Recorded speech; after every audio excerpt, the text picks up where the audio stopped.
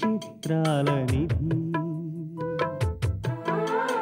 ఓ విధి విచిత్రాల నిధి వింత కథల సారథి ఆశ నిరాశల వారధి నిరంకుశ నిర్ణయాల నిర్దయవానిధి ఓ విధి విచిత్రాల నిధి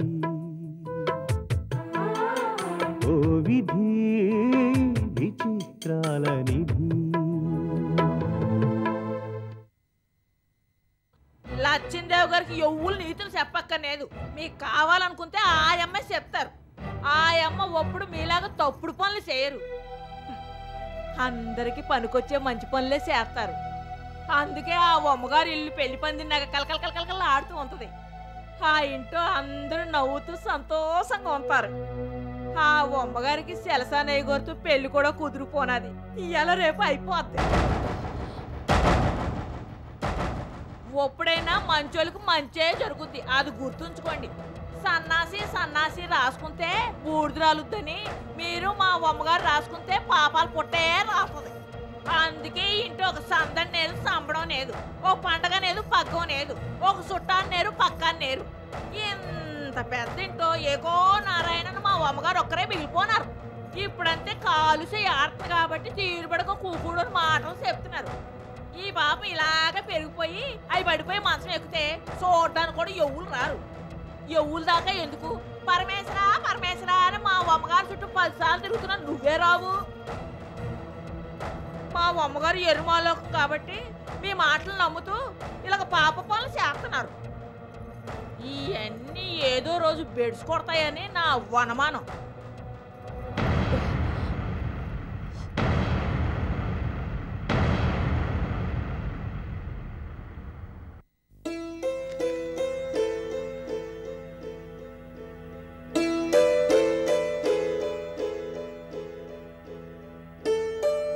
చాలా ఇబ్బందుల్లో ఉన్నాం. ఎలాగైనా నాకు ఉద్యోగం వచ్చేలా చూడండి సార్. జాబ్ కావాల్సిన క్వాలిఫికేషన్స్ అన్నీ మీకున్నాయి, ఎక్స్పీరియన్స్ కూడా ఉంది. కానీ ప్రస్తుతం మా దగ్గర పోస్ట్ ఖాళీ లేదు. అలా అనకండి సార్. డైలీ బేసిస్ మీద రోజుకింతని ఎంతో కొంత ఇవ్వండి చాలు. ఐఎమ్ సారీ, మా దగ్గర అలాంటి ప్రొవిజన్ లేదు. మిమ్మల్ని ఇంత రిక్వెస్ట్ చేస్తున్నానంటే నేను ఎలాంటి పరిస్థితుల్లో ఉన్నానో అర్థం చేసుకోవచ్చు. ఐ కెన్ అండర్స్టాండ్ భార్గవి, కానీ ప్రస్తుతం నేనేం చెప్పలేను. ఆఫీస్లో వర్క్ లోడ్ ఎక్కువ ఉందని మరో పోస్ట్ కావాలని హెడ్ ఆఫీస్కి రాశాం. పోస్ట్ కూడా శాంక్షన్ అయింది. ఇంకా ఆర్డర్స్ రావాలి. రావటానికి మరో 4 రోజులైనా పడుతుంది. కాబట్టి నువ్వు 4 రోజులైనా వెయిట్ చేస్తే నీకు తప్పకుండా పోస్ట్ ఇస్తాను. ప్రస్తుతానికి ఇంతకంటే నేనేం చేయలేను. Thank you sir. మీరు ఆ మాత్రం హోపిచ్చారు చాలు. మళ్ళీ కలుస్తానండి.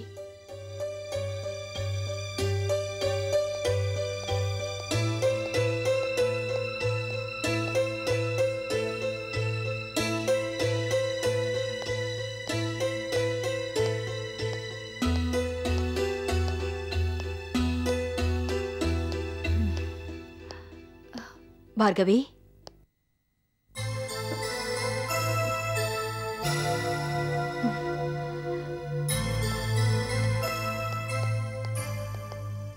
నమస్తే మేడం. నమస్తే.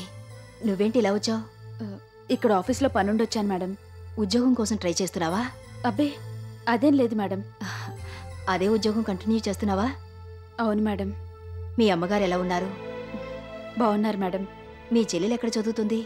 హాస్టల్లో జాయిన్ చేశాను, అక్కడే ఉండి చదువుకుంటుంది. హాస్టల్ అంటే డబ్బు బాగా ఖర్చు అవుతుందనుకుంటాను. అయినా తప్పదు కదా మేడం. అవుననుకో, కానీ నెల నెల డబ్బు పంపించాలి కదా. ఇప్పుడు చేస్తున్న ఉద్యోగం బాగుందా? ఇస్తున్న జీతం సరిపోతుందా? సరిపోతుంది మేడం. భార్గవి, నిజంగానే సరిపోతుందా లేక నాతో చెప్పడానికి మొహమాట పడుతున్నావా? మాట్లాడవేం భార్గవి? గతంలో ఏదో తప్పు చేశావని నన్ను ఉద్యోగం అడగడానికి గిల్టీగా ఫీల్ అవుతున్నావా? లేకపోతే నిజంగానే ఉద్యోగం బాగుందా? జరిగిన దాంట్లో నీ తప్పేమీ లేదని నాకు తెలుసు. అవన్నీ ఎలా ఉన్నా దీపక్ విషయంలో నువ్వు చేసిన సహాయాన్ని నేనెప్పటికీ మర్చిపోలేను. ఆ కృతజ్ఞతతో నీకేదైనా సహాయం చేద్దామనుకుంటున్నా నువ్వు నాకు అవకాశాన్నే ఇవ్వడం లేదు. ప్లీజ్ అంత మాట అనకండి మేడం. లేదు, మొన్న కోర్టులో మళ్ళీ మనం కలుసుకున్న దగ్గర నుంచి చూస్తున్నానుగా నువ్వేదో గిల్టీగా ఫీల్ అవుతున్నావు. నన్ను తప్పించుకోవడానికి ప్రయత్నిస్తున్నావు. అదేం లేదు మేడం, దయచేసి అలా అనుకోకండి. వాళ్ళ పనులు చేయించుకోవడానికి ఉపయోగించుకొని తర్వాత బయటికి పంపించేవాళ్లే తప్ప మీలా ఆప్యాయంగా పలకరించేవాళ్ళు, అభిమానించేవాళ్ళు, సహాయం చేస్తాననేవాళ్ళు నాకెవరున్నారు మేడం? అలా అంటావు కానీ ఎందుకో నా సహాయం తీసుకోవడానికి నీ మనసు అంగీకరించడం లేదు, అవునా? ఊరికే సరదా కన్నాను కానీ దాని గురించి ఆలోచిస్తూ బాధపడకు. నీకే సహాయం కావాలన్నా నేనున్నానని మర్చిపోకు. మీ అమ్మగారిని అడిగానని చెప్పు. అలాగే మేడం. వస్తాను.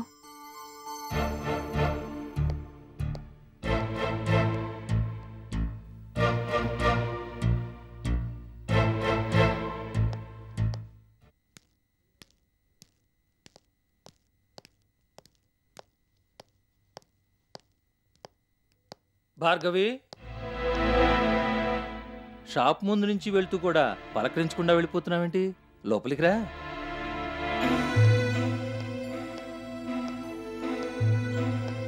ఏమిటి ఈ మధ్య సరుకులు తీసుకెళ్ళటం లేదు? డబ్బిచ్చి తీసుకెళ్ళాలి కదండి. మీకు మరోసారి బాకీ పడ్డం ఇష్టం లేక రావడం లేదు. డబ్బే ఇవ్వాలేంటి? ఏమైనా ఇవ్వచ్చు. నేనేమి ఇవ్వగలనండి? అలా తెలియనట్టు మాట్లాడతావే. తలుచుకుంటే నువ్వేమైనా ఇవ్వచ్చు. ఇన్నాళ్ళు మా పొద్దు పుస్తకంలో నీ పేరుండేది, ఇప్పుడు నీ ఖాతాలో నా పేరు చేర్చుకో. మీరేమంటున్నారో నాకు అర్థం కావడం లేదండి. అంత అనుభవం ఉన్నదానివి, నీకు అర్థం కాకపోవడం ఏంటి? ఏదో నాతో చెప్పించాలని అడుగుతున్నావు, అవునా? మనిద్దరం బియ్యంలో రాళ్ళలా, నెయ్యిలో డాల్డాలా, కారప్పొడిలో రంపప్పుట్టులా కలిసిపోదాం. నీకు ఎన్ని కావాలంటే అన్ని, ఎప్పుడు కావాలంటే అప్పుడు పైసా అడగకుండా సరుకులు పంపిస్తూ ఉంటాను. నా మనిషిలా చూసుకుంటాను. నీకు తోడుగా నేనున్నప్పుడు నీకు బయటి తిరుగుళ్ళెందుకు భార్గవి? నాతో ఉండిపో. మీరు పొరబడుతున్నారు. నేను అలాంటి దాన్ని కాను. పెద్ద పతివ్రతలా మాట్లాడకు. మొన్నటి వరకు నువ్వు మహాపతివ్రతవే అనుకున్నాను. తప్పు చేసి దొరికిపోయి కోర్టుకు కూడా వెళ్ళొచ్చావు కదా. ఇంకా నా దగ్గర ఎందుకు దాస్తావు?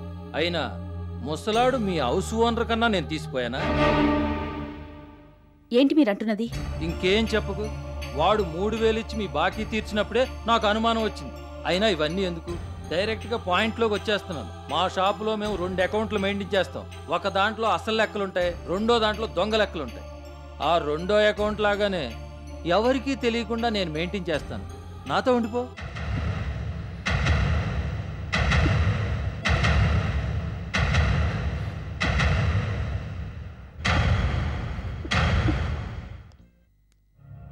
తులసమ్మ గారు, తులసమ్మ గారు, భార్గవి ఇంట్లో లేదా? లేదు, ఎక్కడో ఏదో ఉద్యోగం ఉందంటే వెళ్ళింది. ఏమిటో పెళ్లి చేసుకుని సుఖంగా ఉండాల్సిన వయసులో భార్గవికి కష్టాలు. వద్దండి, పెళ్లి ఊసెత్తద్దు. పెళ్లి పెళ్లి అనే దాని బతుకు నాశనం చేశాను. ఇప్పుడు పెళ్లి మాట వింటేనే భయం వేస్తుంది. అవునులేండి, ఏదో ఒకసారైతే అనుకోవచ్చు. వరుసగా చెడిపోయిందని ముద్ర వేయించుకుంది. ఇంకెవరు పెళ్లి చేసుకుంటారు? ఈ పరిస్థితుల్లో భార్గవికి పెళ్ళవడం కష్టమే. అంత మాట అనకండి. ఎవరైనా అనుకున్నా మా భార్గవి మాత్రం అలాంటిది కాదు అని మీరు నేను అనుకుంటే ఏం లాభం చెప్పండి? తల్లిగా మీరు, కావలసిన మనిషిగా నేను భార్గవి నిజాయితీని నమ్ముతాం. కానీ వ్యభిచార నేరం కింద కోర్టుకెళ్ళొచ్చిన అమ్మాయి శీలం మంచిదంటే ఎవరు నమ్ముతారు? ఎవరు పెళ్లి చేసుకుంటారు? పోనీలేండి, అమ్మాయి పెళ్లి కాకపోతే పోయింది, దాని కర్మ అని సరిపెట్టుకుంటాం.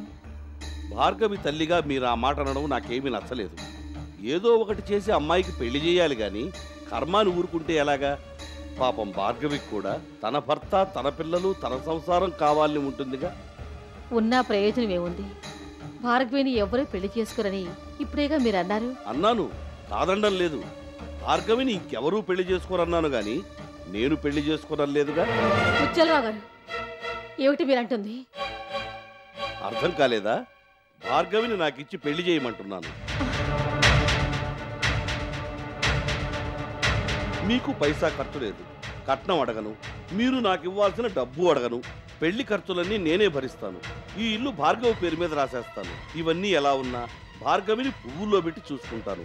కాలు కింద పెట్టనివ్వకుండా మహారాణిలా దర్జాగా బతికేలా చేస్తాను. అప్పటి ముచ్చలరావు గారు, ఇన్నాళ్ళు మాకు పెద్ద దిక్కుగా ఉండి అవసరాలకు ఆదుకుంటున్నారని మీ మంచితనం గురించి ఎంతో గొప్పగా అనుకునేవాళ్ళం. దాని వెనకాల ఇంత దుర్మార్గమైన ఆలోచన ఉందని నేనెప్పుడు అనుకోలేదు. మీకు కూతురుంటే భార్గవి వయసు ఉండేది. అలాంటి దాన్ని మీరు పెళ్లి చేసుకుంటా అంటూ ఏమన్నా మర్యాదగా ఉందా? ఇదేనా మీ మంచితనం? ఇదేనా మీ పెద్దరికో? తెలుసో తెలియకో అన్నారు కానీ మరోసారి ఆ మాట అనకండి. తులసమ్మ గారు, ఎందుకు ఈ పనికిరాని పంతాలు పౌరుషాలు? ఇవేమన్నా కూడు పెడతాయా? మీ భార్గవికి పెళ్ళయ్యేలా చేస్తాయా? ఏదో మీ కష్టాలు చూసి జాలిపడి పెళ్లి చేసుకుంటానన్నానే గాని, లేకపోతే చెడిపోయిన దాన్ని నేను మాత్రం ఎందుకు చేసుకుంటాను? ఇప్పుడు నన్ను కాదంటే ఇక ఈ జన్మలో మీ భార్గవికి పెళ్లి కాదు.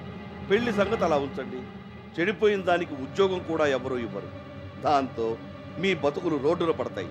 భార్గవి చెడిపోయిందని తెలిస్తే మీ ఆఖరి కూతురికి కూడా పెళ్లి కాదు. అదే ఏదోలా పెళ్ళై మొగుడనేవాడు ఒకడుంటే ఇవన్నీ కొట్టుకుపోతాయి. భార్గవికి మరో దిక్కు లేదు. అంచేత మరోసారి బాగా ఆలోచించుకొని చెప్పండి. తొందరేమీ లేదు. భార్గవి కోసం ఎన్నాళ్ళైనా ఎదురు చూస్తాను. మరి నేను వెళ్ళొస్తాను.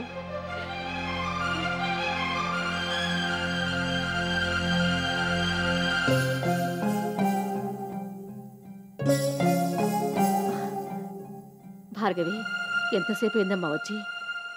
ఆ త్రాష్టుడు ముత్యాలు రావచ్చి ఏమన్నాడో తెలుసా అమ్మా? విన్నానమ్మా, అంతా విన్నాను. నన్ను పెళ్లి చేసుకుంటానంటున్నాడు, అంతేగా? అదేమిటమ్మా అంత తేలిక తీసి పారేస్తున్నా? అంతకన్నా ఏం చేయగలమమ్మా? మన అవసరాన్ని అతను అవకాశంగా మార్చుకున్నాడు. ప్రతి మగాడు చేసే పని అతను చేస్తున్నాడు. ఇన్నాళ్ళు మనసులో దాచుకున్న కోరికని ఇప్పుడు బయట పెట్టాడంతే. ఏంటి భార్గవి అలా మాట్లాడుతున్నావు? ముత్యాలరావు నీ మీద నమ్మకంతో ప్రేమతో నిన్ను పెళ్లి చేసుకుంటా అంటావు లేదు. చెడిపోయిందనివని, నీకు ఈ జన్మలో పెళ్లి కాదని, అందుకని నిన్ను ఉద్ధరించడానికే పెళ్లి చేసుకుంటానని గొప్పగా చెబుతున్నాడు. కరెక్ట్గా చెప్పాడమ్మా. భార్గవి, అవునమ్మా. ఒకవేళ అతను నన్ను పెళ్లి చేసుకున్నా, చెడిపోయిందని చేసుకున్నాడని అందరూ ముత్యాలరావు మంచితనం గురించి మాట్లాడతారు తప్ప, జరిగిన దాంట్లో నా తప్పేమీ లేదని, నేను మంచిదాన్నని, అందుకే అతను నన్ను పెళ్లి చేసుకున్నాడని ఎవరూ అనుకోరమ్మా. ఏ రకంగా చూసినా మగాడిదే పైచేయి. ఆడదాన్ని వేలెత్తి చూపెట్టినంతగా మగాడిని తప్పు పట్టరు. ఇది ఇవాళ కొత్త కాదు, మొదట్నుంచి జరుగుతున్నదే. కంప్యూటర్లొచ్చాయని, కాలం మారిపోయిందని, ఇంటర్నెట్లొచ్చి ప్రపంచం అంతా ఒక్కటైపోయిందని కబుర్లు చెప్తారు గాని ఆడదాన్ని మాత్రం కాలంతో పాటు పరిగెత్తనివ్వరు. అందుకే ఆడవాళ్ల బతుకులు ఎక్కడ మొదలయ్యాయో అక్కడే ఆగిపోయాయి. ఈ సమాజంలో కీచకుడి వారసులు తప్ప గురజాడ, కందుకూరి వీరేశలింగం లాంటి మనుషులు ఎక్కడా కనిపించరు. అంచేత ఇవన్నీ అనుభవించాల్సిందే. అమ్మా, ఒక ముత్యాలరావు నన్నేదో అన్నాడనే నువ్వు ఇంతలా బాధపడుతున్నావు. నేను బయటికెళ్తే ఎంతమంది ముత్యాలరావులు నన్ను రాబందుల్లో పీక్కు తింటున్నారో నీకు తెలీదమ్మా. Bhargavi,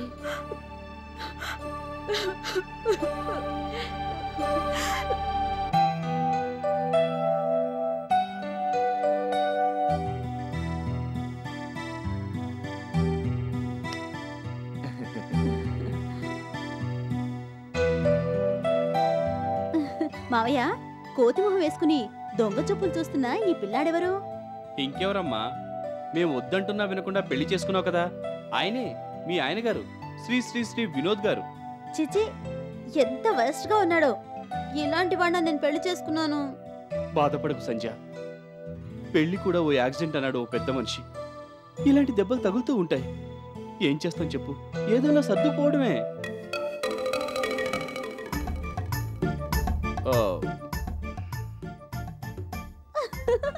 shame shame puppy shame.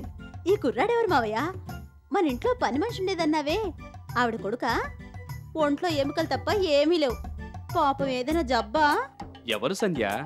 ఇదిగో సన్నగా బక్కగా సాగదీసిన వైర్లా ఉన్నాడే వీడు. తప్పమ్మా, భర్తను పట్టుకొని వాడు వీడు అనకూడదు. ఈ జబ్బు మనిషి నా భర్త? ఛీ! అవునమ్మా, ఇప్పుడైతే పెద్ద హీరోలో ఫోజు కొడుతున్నాడు గాని చిన్నప్పుడు ఇలాగే ఒంట్లో ఊపిరి లేనట్టు ఉండేవాడు వినోదు. అదే నీ భర్త. హతవిది, ఇక నా వల్ల కాదు. ఈ ఫోటోలు చూడలేను. ఇలాంటి వాడినా నేను పెళ్లి చేసుకుంది. నువ్వు కూడా నాకు ఇంత ద్రోహం చేస్తావు అనుకోలేదు మావయ్య. ఈ ఫోటోలు పెళ్లికి ముందు చూపించుంటే వినోద్ని అసలు పెళ్లి చేసుకునేదాన్నే కాదు. నా జీవితంతో ఆడుకున్నావు కదా మావయ్య. బాధపడకు సంధ్య, కొడుకు మీద మమకారం నా చేత ఆ పని చేయనీలేదు. వాడి గురించి నిజాలు చెప్తే వాడికి జన్మలో పెళ్లి కాదని చెప్పలేదమ్మా, నన్ను క్షమించు. పోనీలే మావయ్య, ఇలాంటి శుద్ధపప్పుని పెళ్లి చేసుకుని నీ కోసం గొప్ప త్యాగం చేశానని సరిపెట్టుకుంటాను. ఇంకా ఆపుతారా? కాజోలు అనుపమ్ కేర్ లెవెల్లో ఇద్దరు తెగనట్టించేస్తున్నారు. చూడమ్మాయి, నువ్వేదో ప్రపంచ సుందర్లా ఫీల్ అయిపోకు. ఇందులో నీ అందానికి సంబంధించిన కళాఖండాలు కూడా ఉన్నాయి. ఇదిగో. ఏం సార్ దీపక్ గారు, ఈ చింపిరి జుత్తు చీవిడి ముక్కు పిల్ల ఎవరు? ఏమో నాకు తెలీదు. అలాగా. పోనీ ఈ పిల్లక జుట్టు వేసుకుని ఫింగర్ చూపులు చూస్తుందే ఈ పిల్ల ఎవరు? అదా మన పక్కింటి వాళ్ళ పిల్ల అనుకుంటా. ఐసి. జుట్టు విరబూసుకుని కుట్టి సైతంలా ఉందే ఈ బేబీ ఎవరు? సంధ్య మాత్రం కాదు. అది ఎవరి ఫోటోనో మన ఆల్బంలోకి ఎలా వచ్చిందో నేను చూడలేదు. అవునులేండి, మీకు అంత మెమరీ పవర్ ఉంటే ఇలా ఎందుకుంటారు? 2 సార్లు ఐఏఎస్ అయ్యి ఉండేవారు. చూడు చిట్టి, ఈ ఫోటోలన్నీ నీవే. తీసింది ఎవరనుకుంటున్నావు? ప్రముఖ ఫోటోగ్రాఫర్ దీపక్ గారు. మీరంతా పట్టి పట్టి మరీ చెప్పక్కర్లేదు. నాకు ఫోటోలు తీయడం వచ్చు బాబు. అప్పుడు వాడేదో పాడైపోయిన ఫిల్మ్ రోల్ ఇచ్చేశాడు. ఆ తొందరలో నేను చూసుకోలేదు, అందుకే ఆ ఫోటోలు అలా వచ్చాయి. అయినా చిన్నప్పుడు సంధ్య ముద్దుగా బొద్దుగా ఎంత బాగుండేదో. ఎర్రగా ఉండేదని అందరూ యాపిల్ అని పిలిచేవాళ్ళు. ఏం చేస్తాం, కాకి ముక్కుకి దొండపండని నీకు ఇలాంటి అమ్మాయి దొరికిందిరా. పాపం సంధ్య బ్యాడ్ లక్. తమరు ఫోటోలు తీస్తే ఐశ్వర్యరాయ్ కూడా అప్పలమ్మలా కనిపిస్తుంది. వినోద్ కూడా షేపులు మారిపోయి వెర్రోళ్ళ కనబడతాడు. అదేం కాదు బాబు, ఫేస్లో 10 గ్రాముల గ్లామర్ అయినా ఉంటే కెమెరాకి ఎక్కుతుంది. లేనప్పుడు పాపం అది మాత్రం ఏం చేస్తుంది? తమరికి అది లేదు కదా. మీ కొడుకుని కదా, మీకు లేని గ్లామరు నాకు ఎలా వస్తుంది మాస్టారు? తలపాగా చుట్టలేక బుర్ర వంకర అనడం అంటే ఇదే. ఇవన్నీ ఎందుకు గాని తమరికి ఫోటోలు తీయడం రాదని ఒప్పేసుకోండి. పాపం వినోద్ ఫీల్ అయిపోతున్నాడు. ఇక ఊరుకో మావయ్య. ఏవైనా నువ్వు లక్కీ వినోద్. ఎందుకో? నాలాంటి గ్లామర్ క్వీను నీకు భారీగా దొరికినందుకు. అవునవును, నువ్వు పెద్ద క్లియో పాత్రవే, ఆయన స్టీల్ పాత్ర. మరీ ఏడుస్తున్నాడు. పర్వాలేదు, బానే ఉంటావు అని ఓ మాట చెప్పు సంధ్య. బానే ఉండడం ఏంటి మావయ్య, బ్రహ్మాండంగా ఉంటాడు. ఆ స్మార్ట్నెస్ చూసే కదా నేను వినోద్ని ప్రేమించి మరీ పెళ్లి చేసుకున్నాను. సంధ్య, నువ్వేంటి సడన్ గా పార్టీ మార్చేశావు? మాది మేడ్ ఫర్ ఈచ్ అదర్ దాంపత్యం మాస్టారు. అయినా మేము బాహ్య సౌందర్యాలకు మురిసిపోయి పెళ్లి చేసుకోలేదు, ఆత్మ సౌందర్యాన్ని చూసి చేసుకున్నాం. ఎంత మంచి మాట చెప్పావు వినోద్. అయినా ఈ అందచందాలు ఎన్నాళ్ళుంటాయి మావయ్య, వయసుతో పాటు మాయమైపోతాయి. అవన్నీ మిథ్య. ఆ విషయం ముందుగా తెలిసే మేము జీవాత్మ పరమాత్మలో లీనమైపోయినట్టు ఏకమైపోయాం. మై గాడ్, అంటే ఇదంతా నన్ను ఫూల్ చేయడానికి మీ ఇద్దరు కలిసి ఆడిన నాటకం అన్నమాట. మిమ్మల్ని మళ్ళీ కొత్తగా చెయ్యాలా మాస్టారు? అంటే నేను ఫూల్నా? ఎంత మాట అన్నవరా రాస్కెల్ నిన్ను. మావయ్య